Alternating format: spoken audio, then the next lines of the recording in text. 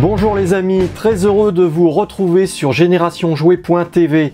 Aujourd'hui, je vais vous parler de jouets, ou plutôt de miniatures de jouets bien connus, des best-sellers, qui ont été reproduits en miniature par une société qui s'appelle Super Impulse dans la collection World's Smallest. Mais ce n'est pas la seule société à s'amuser à faire des miniatures, il y a également d'autres sociétés qui font des porte-clés en forme de vieilles consoles de jeux vidéo, comme la Nintendo 64 ou le Commodore, le célèbre Commodore avec sa manette de jeu.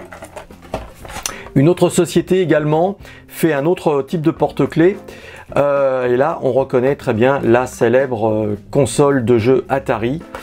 D'ailleurs, voilà, c'est sous licence Atari. Voilà, là, ça m'avait coûté 8 €. Alors, toutes ces pièces, je les ai rassemblées au fil du temps. Hein. C'est pas récent, notamment ces deux porte-clés qui m'ont coûté à peu près une petite dizaine d'euros chacun. Je les ai trouvés chez Cultura juste avant le confinement. Vous voyez, c'était vendu à côté des caisses. Donc je reviens à World's Smallest parce que là vraiment c'est assez génial cette collection, parce que sous ces blisters un peu étranges, voilà, qui tiennent pas très bien debout et qui sont conçus pour être accrochés dans les rayons, avec cet effet de transparence, parce que le blister lui doit être beaucoup plus grand que l'objet lui-même qui est vraiment miniature. Vous voyez, ça a la taille vraiment de mon pouce. Là, il s'agit notamment de la reproduction de la toute première Barbie dans son maillot de bain.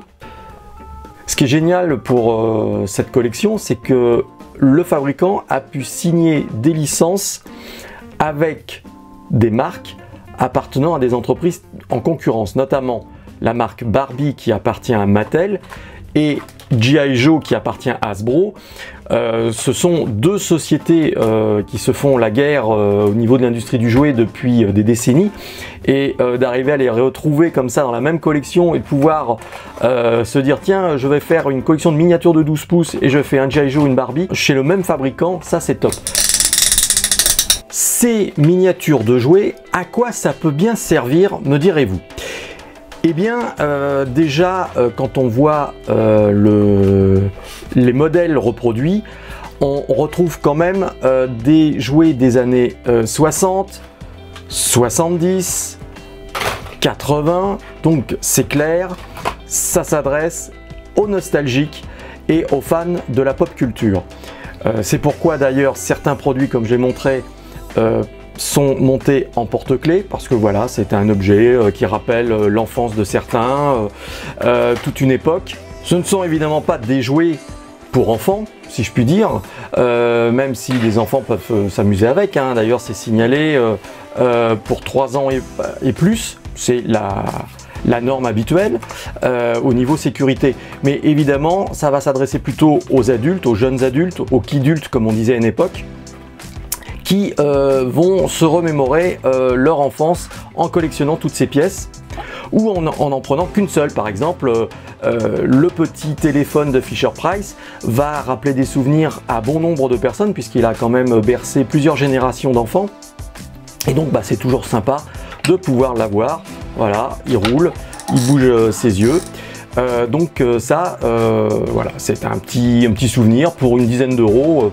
On est content d'avoir ça dans un coin, sur une étagère, que l'on oublie peut-être même aussi vite. Et puis il y en a d'autres qui vont s'amuser à tous les collectionner. D'ailleurs, pour Barbie, il existe 4 modèles. Là, il s'agit de la Barbie Malibu, mais il existe, vous voyez, d'autres modèles, dont l'astronaute que je n'ai pas trouvé.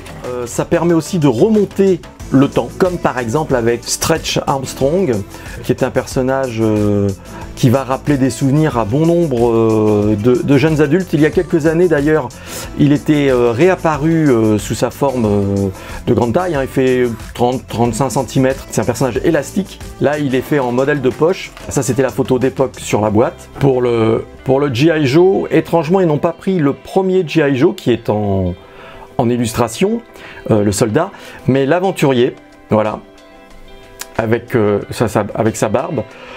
qui a inspiré en France Action Joe, avec ce que l'on appelait un peu l'effet moquette sur les cheveux. Donc ils l'ont reproduit à l'échelle, voilà, c'est vraiment tout miniature, c'est rigolo.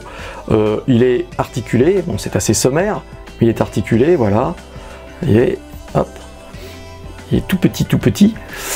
Et je ne sais pas pourquoi, il est fourni avec des jumelles qu'il ne peut pas utiliser, peut ni les mettre autour du cou, ni les tenir à la main, alors que par contre son holster est vide et il n'a pas de pistolet. Bon, ça je ne sais pas trop pourquoi. Si ces modèles m'intéressent, c'est simplement, non pas pour les collectionner, mais pour leur taille.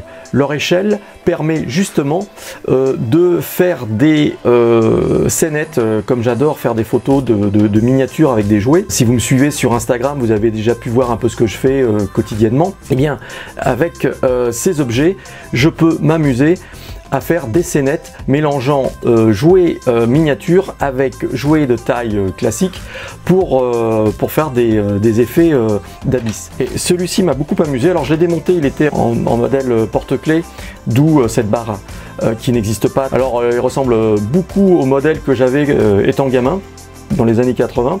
Une reproduction très fidèle du Polaroid instantané. Ce qui est génial, c'est qu'il y a même le mécanisme. Voilà, si on appuie sur le bouton déclencheur pour faire une photo, voilà, la photo sort. Ça, ce genre d'objet, c'est typique de ce qui m'intéresse pour pouvoir faire ensuite des scénettes comme vous pouvez les voir sur mon compte Instagram.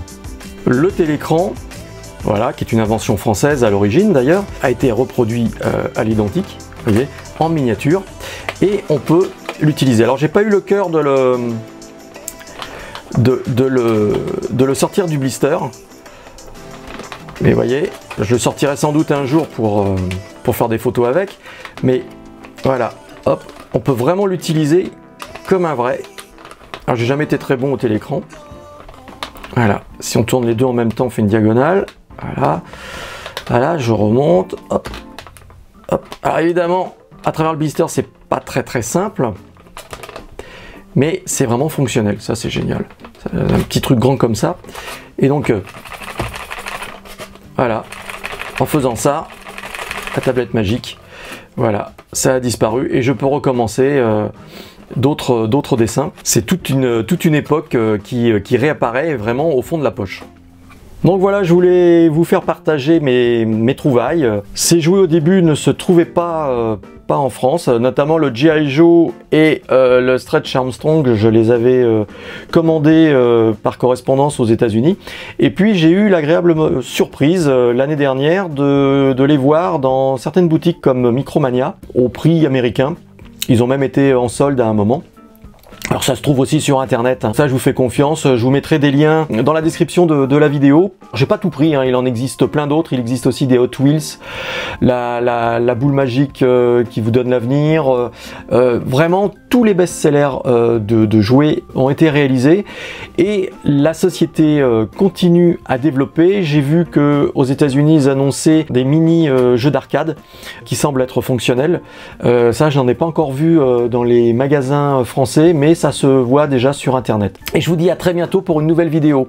En attendant, n'oubliez pas de vous abonner, de mettre des pouces, de partager comme d'habitude, de manière à permettre à la chaîne de se développer. Et n'oubliez pas non plus, comme là je parle beaucoup de nostalgie, à vous abonner également à mon autre chaîne, vintage.generationjouet.tv, qui est la chaîne du grenier à jouets, où là on trouve de vieux jouets des années 60 jusqu'à 2010, hein, vraiment c'est très large. Il y a plus d'une cinquantaine d'années qui séparent tous ces jouets. C'est assez sympa et donc ça je mets régulièrement, facilement une vidéo par semaine qui présente un jouet de ces différentes époques. Vous pouvez également nous suivre sur Instagram, sur Facebook, Twitter et aussi le blog generationjouet.fr. Tous les liens se trouvent dans la description de la vidéo. Il suffit de cliquer pour aller nous suivre sur tous les réseaux sociaux. Allez, je vous dis à très bientôt pour une prochaine vidéo. Salut!